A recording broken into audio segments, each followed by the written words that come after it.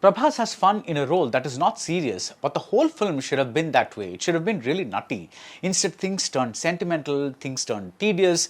That's the short take. A longer review follows and it may contain spoilers.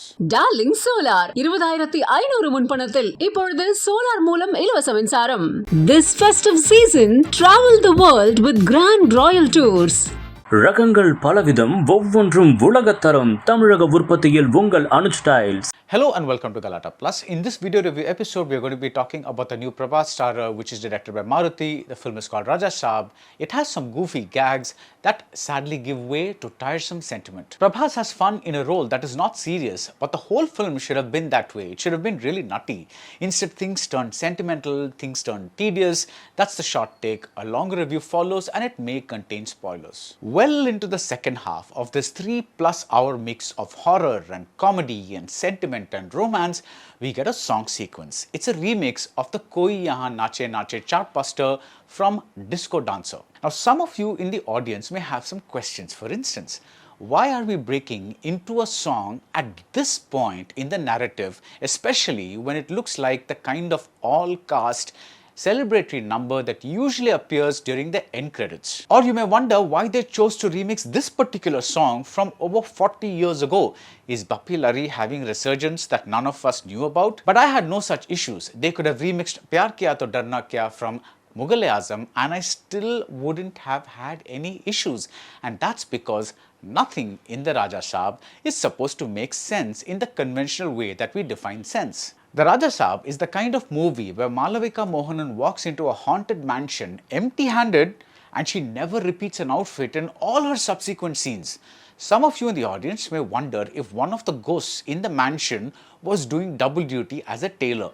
But again, I had no issues. If anything, I wondered why she wasn't changing outfits midway through the scenes.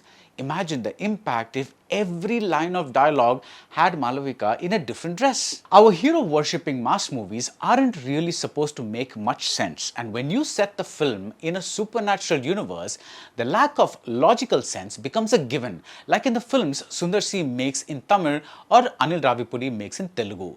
Therefore, the question in the Saab isn't why 3 heroines are present in a movie that doesn't need even one. The real question is why they didn't cast all the young actresses in Telugu, Kannada, Tamil, Malayalam, Odia, Tulu, Marathi, Hindi and Bengali cinema. At one point, a man tries on a lot of royal jewelry on his head, neck and waist and so on. The next minute, the man vanishes, but the jewelry remains where it was, in the space where the man's body was. It's a visual effect that reminds you of a Prabhu Deva song sequence where the dancer vanishes, but his hat and clothes stay in place. And sure enough, a bit from that Mukabla song plays in the soundtrack. That is the self-aware tone of the Saab, and against this backdrop, Prabhas is the most relaxed he has been in a while. Sometimes megastars should be relieved from their usual duties of saving the world from mega villains. Prabhas seems almost relieved that he just needs to crack jokes and act scared, at least until the mega climax. Many of these jokes land and they keep you grinning, the kind of grin where you know you are having a decent enough time, but you don't want to admit it to others. The story has Prabhas playing a carefree villager named Raju. Zarina Wahab plays his grandmother. She has Alzheimer's and Raju thinks he can cure her and unite her with her long estranged husband played by Sanjay Dutt. But listen, this story is so not the point because it doesn't take off until the intermission. Until then, we have Raju falling in love with a nun played by Nidhhi Agerwal. Yeah, a real nun like you'd find in a church or in an exotic foreign location, because in just a bit, she has discarded her habit and is shaking her Christ-given hips with Raju in a dream song. A little later, Malavika Mohan turns up. Sadly, she's not a nun, but, dad joke alert, she's second to none. Nun, second to none, get it? In a sweet move, director Maruti hands over an entire action stretch to Malavika as the hero simply watches. Or maybe it is a calculated move. Maybe he's really saving his energy to fight the giant imaginary crocodile that lives in that haunted mansion. Meanwhile, Riddhi Kumar hangs around doing what a third heroine does in such films, which is to mimic painted furniture. The Raja Saab is nowhere near the good silly movie it could have been, because apparently when a megastar is involved, you can't just make a naked gun type of nonsensical series of gags. Imagine the possibilities in the scene where the nun sees a photo of Raju and is reminded of Jesus. But no, you have to get serious, you have to get sentimental. This is where things fall apart, and that ginormous running time doesn't help.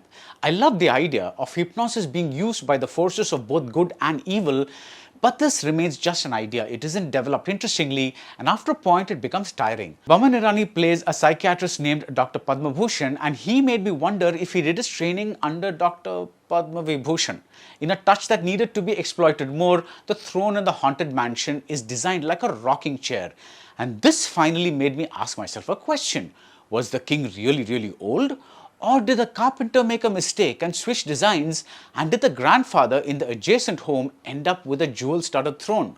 The Raja Saab ends with the promise of a sequel, and Vijay fans, please excuse me, I am waiting. At least this one, I hope, will be totally nuts and allow Prabhas to cut loose even more. A film with a flirty nun and an imaginary crocodile deserved to be way more fun. And that's it about the Raja Saab. If you like this video review, do subscribe to Galatta Plus and see you soon at the movies. Darling Solar 20500 முன்பணத்தில் இப்பொழுது solar மூலம் இலவச மின்சாரம். This festive season, travel the world with Grand Royal Tours. ரகங்கள் பலவிதம், ஒவ்வொன்றும் உலகத்தரம். தமிழக உற்பத்தியில் உங்கள் அனுஜ் டைல்ஸ்.